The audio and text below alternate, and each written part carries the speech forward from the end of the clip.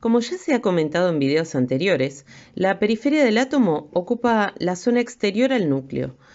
Además posee una densidad baja, ya que está formada prácticamente por espacios vacíos y contiene a los electrones en continuo movimiento. ¿Cómo se organizan los electrones en la periferia atómica? La respuesta a esta pregunta encuentra su raíz, por un lado, en de Broglie, quien afirma que el electrón puede comportarse como partícula y como onda electromagnética, característica que denominó dualidad onda-partícula y confirmó a través de la experiencia de la doble rendija. Para entender este experimento, primero tenemos que ver cómo actúan las partículas o las bolitas de masa. Si disparamos al azar un objeto pequeño, canicas por ejemplo, hacia la pantalla, vemos reflejado un patrón en la pared de detrás en la que han rebotado tras pasar por la ranura. Y ahora, si añadimos una segunda ranura, lo lógico es esperar ver una segunda franja en la pared de detrás. Ahora, probemos con ondas. Las ondas alcanzan la ranura, se propagan y llegan a la pared de detrás, donde tienen mayor intensidad justo enfrente de la ranura. La franja de resplandor demuestra precisamente esa mayor intensidad. Es un efecto similar al de la franja que dibujan las canicas. Pero cuando añadimos la segunda ranura, ocurre algo distinto. Si la parte superior de una onda choca con la inferior de otra, se eliminan entre ellas. De esta forma, en la pared obtenemos un patrón de interferencias. Donde chocan las dos partes superiores hay más intensidad, las líneas resplandecientes, y donde se eliminan no hay nada. Así pues, cuando lanzamos algo, es decir, materia, a través de dos ranuras, obtenemos esto, dos franjas de golpes. Pero con ondas, el resultado es un patrón de interferencias con muchas franjas. Muy bien, de momento. Vamos a ponernos cuánticos. Un electrón es un pedacito minúsculo de materia, como una canica diminuta. Lancemos una ráfaga a través de una ranura. Se comportan como las canicas, solo una franja. Si lanzamos estos pedacitos minúsculos a través de dos ranuras, tendrían que dibujarse, como en el caso de las canicas, dos franjas. ¿Qué? Un patrón de interferencias. Hemos lanzado electrones, pedacitos de materia. Pero aparece un patrón como con las ondas, no como con las canicas. ¿Cómo?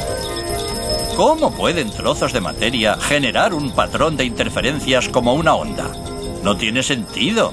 No podemos ignorar la conclusión. Cada electrón sale como partícula. Se convierte en una onda de posibilidades, pasa por las dos ranuras e interfiere consigo mismo hasta que golpea la pared como partícula. Con esta experiencia se determina el comportamiento ondulatorio del electrón, ya que en los casos en que la materia es de porciones infinitamente pequeñas, al pasar por rendijas, presentan fenómenos de difracción e imprimen patrones de interferencia, al igual que la luz. A esta idea se le suma el principio de incertidumbre de Heisenberg, quien admite que no puede conocerse la posición del electrón y la velocidad de su trayectoria de manera simultánea. Por ejemplo, para determinar la posición de un electrón se necesita un microscopio muy potente y preciso. Este dispositivo debe irradiar luz de una longitud de onda más pequeña que el electrón para ver dicha partícula, un fotón de radiación gamma. Las ondas de longitudes pequeñas son cortas y de alta frecuencia, por lo tanto, muy energéticas.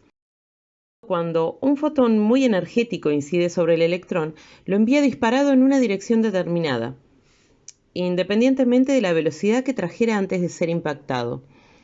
De esta manera, no se puede conocer la posición que tomará el electrón en un instante posterior, y mucho menos su trayectoria. La medición influye en la medida. Comienza a hablarse entonces de orbitales atómicos, idea basada en una ecuación de onda que plantea el físico alemán Erwin Schrödinger, que indica la probabilidad de encontrar al electrón en un lugar determinado de la periferia. En su gráfico se observa que el punto máximo de probabilidad marca una determinada distancia con respecto al núcleo, que es de 0,52 Armstrong, y coincide con la órbita definida por Bohr.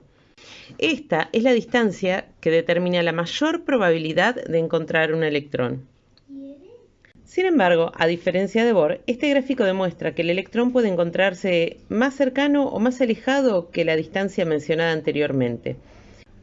De esta manera, comienza a hablarse no de una distancia fija, sino de una zona del espacio en donde la probabilidad de encontrarlo es máxima. Una forma más clara de verlo es imaginándose que se le tomarán cientos de fotografías instantáneas al electrón para ver las diferentes posiciones del mismo en la periferia a lo largo de determinado tiempo. Cada punto representa la posición del electrón en un instante dado.